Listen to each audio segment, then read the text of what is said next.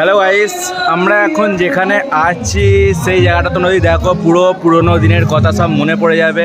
আমি ঠাকুর অনেক দেখেছি, বাট কোনো প্যান্ডেলই তোমাদের দেখাতে পারিনি কারণ প্রচুর ভিড় ছিল। বাট এটা দেখে আমার মন পুরো ভরে গেছে। তো তোমরাও দেখো, যারা গ্রাম থেকে দেখো বা গ্রামে আসল বাড়ি ছিল এখন শহরে থাকো, তাদের জন্য পুরনো স্মৃতি পড়ে যাবে মনে। তো দেখো, আমি অত বলতে পারি না, ব্লগ করতে পারি না, অ্যাডজাস্ট করে নিও। তো আমরা এখানে দেখতে পাচ্ছি সব আসনের কারুকার্য। এখানে যেটা লেখা আছে, মেয়েদের সৃজনশীল শক্তিকে বুকের নকশায় গেঁথেই আজও বেঁচে আছে বাংলার আসনগুলি। সত্যি আমাদের গ্রামের বাড়ি, তো আমাদের মা ঠাকুমারা অনেকেই আসন করেন, আমরা দেখেছি। তো এখানে এসে সম্পূর্ণ নস্টালজিয়া ফিলটা আসছে। এই যে আসন, কোনটাকে কি বলে, মাছি ফোঁড় কোন জিনিসটাকে বলে, ঠিক আছে। এবার এখানে যিনি নাম মানে আসনটা তৈরি করেছেন তার নামও লেখা আছে। আর এখানে ছাঁটা ফুল, আমি ফার্স্ট টাইম এই নামগুলো শুনছি, এগুলো বেশ মজার লাগছে। ভাষা ফোঁড়, আই থিঙ্ক ফোঁড় মানে ফোটানো, সেখান থেকে কথাটা এসছে ফোঁড়। কদম ছাঁট, চুলের কথা হয়েছে না গিরে। আচ্ছা, উনি ওই আসনটা হয়তো করেছেন, ওই জন্য। এখানে ময়ূরপুচ্ছ, এইগুলো সম্ভবত ময়ূরপুচ্ছ। আর মাধবীলতা, আনারসের, তিনি মনে হয় প্যান্ডেলটা করেছেন। আর আনারসের চোখ, এলোফোঁড়, এগুলো মনে হয় সব নাম। আচ্ছা, এইগুলো হচ্ছে হয়তো নাম, আর আসন এইরকমগুলো। আচ্ছা, এবার বুঝলাম, মাছি ফোঁড় এই জিনিসটাকে বলে মাছি ফোঁড়।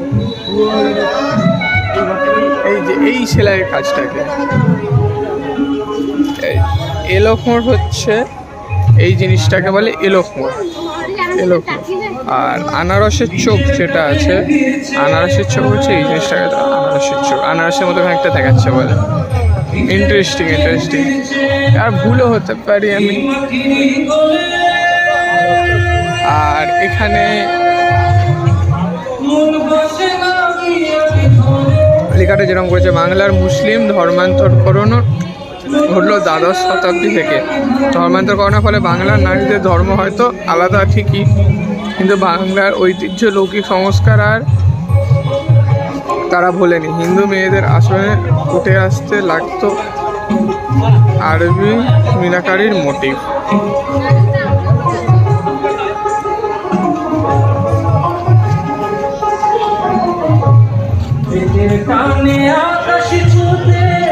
এখানে যে ঘরটা দেখিয়েছে,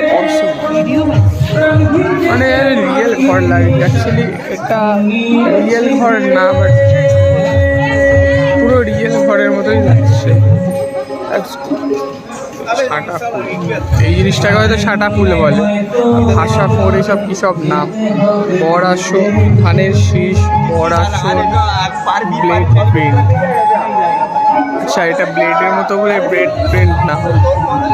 এই জিনিসটা কি সুন্দর, এটা আসন অ্যাকচুয়ালি, এটা কি সুন্দরভাবে করা নকশাটা, অসাম।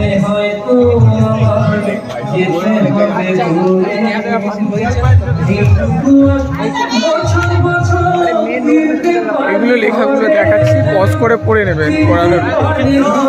আসনগুলো দেখুন কি সুন্দর। কি বলছি, কেন অতিথি দেব অনিশদের এই চিরন্তন না ওকে বহন করছে বাংলার নারী সমাজ। পিঠে মাটি, থিম এখানকার পিঠে মাটি।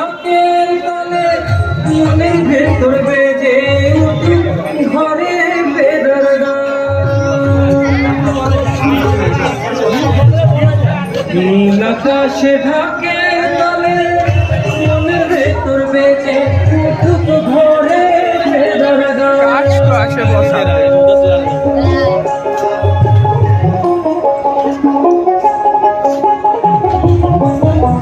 আর এই লেখাটাও খুব সুন্দর। ওই আসন তলের মাটির পরে লুটিয়ে রব তোমার চরণ ধুলোয়, ধুলায় ধূসর হব।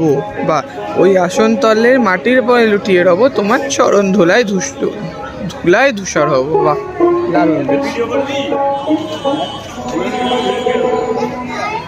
এখানে সম্ভবত এগুলো আচারের বয়ম রাখা আছে। সম্পূর্ণ আটপৌড়ে ব্যাপারটাকে ফুটিয়ে তুলতে চেয়েছে। এখানে ফুটিয়ে তুলতে চেয়েছে বলা ভুল হবে, ফুটিয়ে তুলেছে। প্রাচীন বাড়ির দরজার মতো দরজা। আর এবার আমরা দেখাবো ঠাকুর। এখানে অনেকের নাম লেখা আছে আসনের ওপর, জানি না এগুলো কার নাম। যারা আসন বানিয়েছে তারা কি কারা ঠিক জানি না, হতেই পারে। আর এই যে ঠাকুর, এসবের জন্য মাইক লাগে না, এত আসনে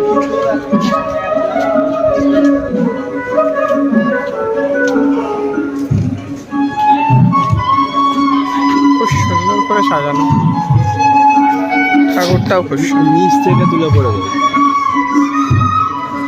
সিনেমাটিক।